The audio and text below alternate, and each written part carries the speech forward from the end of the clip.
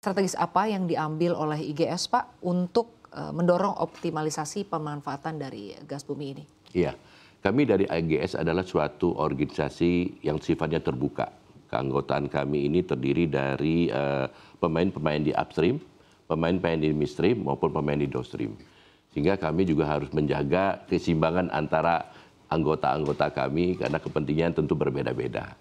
Nah, kami di sini lebih banyak memberikan advokasi. Tujuan kami kepada pemerintah agar kebijakan-kebijakan yang nantinya dikeluarkan oleh pemerintah ini sifatnya bisa berimbang, seimbang antara pelaku upstream, midstream maupun downstream.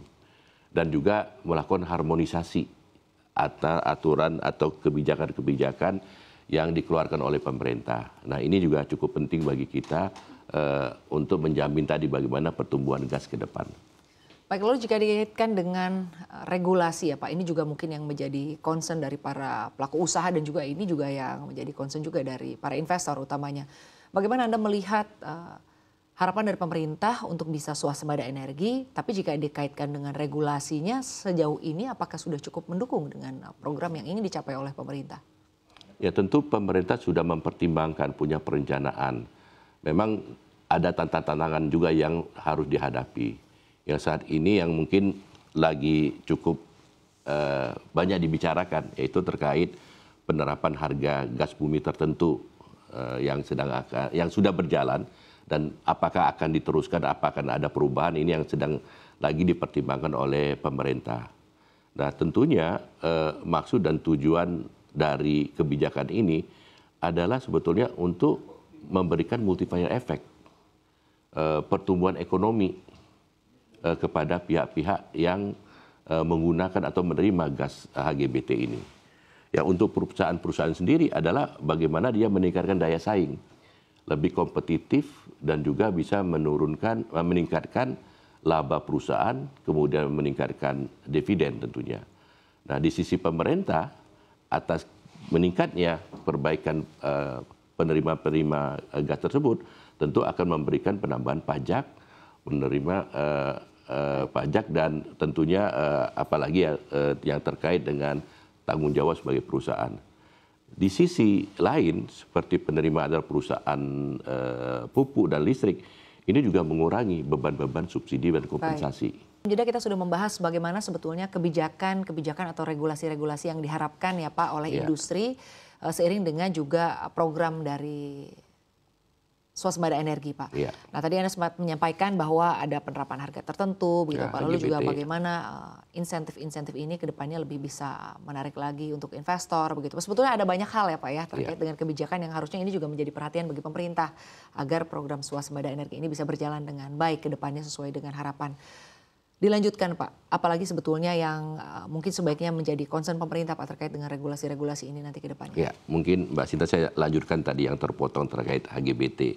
Jadi memang tujuan pemerintah di HGBT ini adalah untuk meningkatkan daya saing, untuk menyiapkan industri yang menerima gas ini cukup kuat, mapan, untuk membuat produktivitas bahkan bisa mengekspor produk-produk yang diproduksikan. Nah tentunya ini dilakukan dengan adanya pengorbanan. Di sisi lain memang memberikan kemudahan atau kebaikan untuk industri penerima, tapi di sisi lain itu pemerintah berkorban. Karena pemerintah juga mengurangi pendapatan negara dari bagian hulu.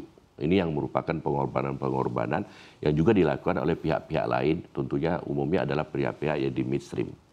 Nah tentunya sifat kebijakan ini adalah sifat yang tentunya tidak permanen ya. Suatu kebijakan yang cukup dengan kurun waktu tertentu, yang artinya pemerintah harus mengevaluasi dari waktu ke waktu.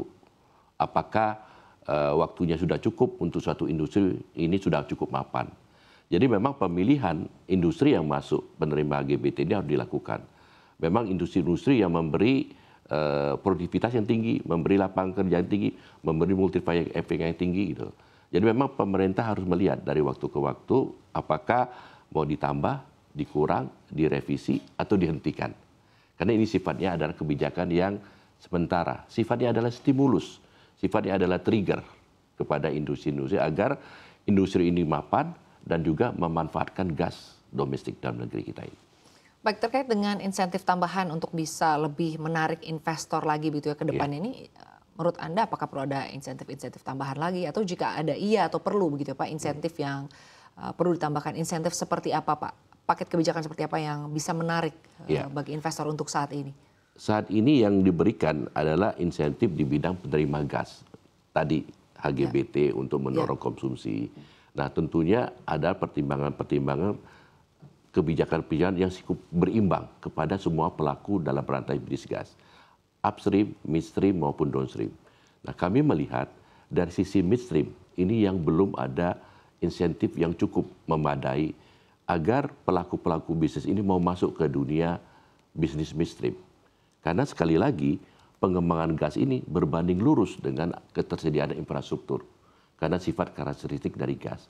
Sehingga ini yang sangat penting bagaimana kita memberi insentif, memberi suatu kebijakan, kepastian hukum, kepastian bisnis agar pelaku-pelaku bisnis ini mau berinvestasi di midstream. Baik. Lalu kalau kita lihat Pak, ini kan untuk tadi Anda menyampaikan bahwa mungkin kedepannya perlu ada paket-paket kebijakan lagi yang lebih menarik juga ya Pak. Karena kalau kita lihat pada kenyataannya kan saat ini begitu banyak juga kebijakan yang berubah-ubah. Nah apakah ini juga tentunya menjadi hal yang menantang bagi investor Pak? Bukan hanya artinya kebijakan tadi terkait memberikan karpet merah atau memberikan kemudahan. Tapi mungkin kebijakan yang berubah-berubah apakah ini juga turut artinya menghambat Pak? Bagaimana investor ya bisa tentu sebagai investor dia membawa uang dari negaranya atau dari luar negeri itu masuk ke Indonesia dengan ingin satu kepastian. Artinya dia ingin memastikan bahwa uang yang dia tanamkan, dia investasikan di Indonesia itu adalah kembali dan juga mendapat keuntungan. Nah ini yang kita harus melihat secara jangka panjang bahwa iklim investasi, iklim di Indonesia kepastian hukum ini sangat diperlukan. Nah ini bagaimana pemerintah tentunya harus menciptakan lingkungan bisnis seperti itu.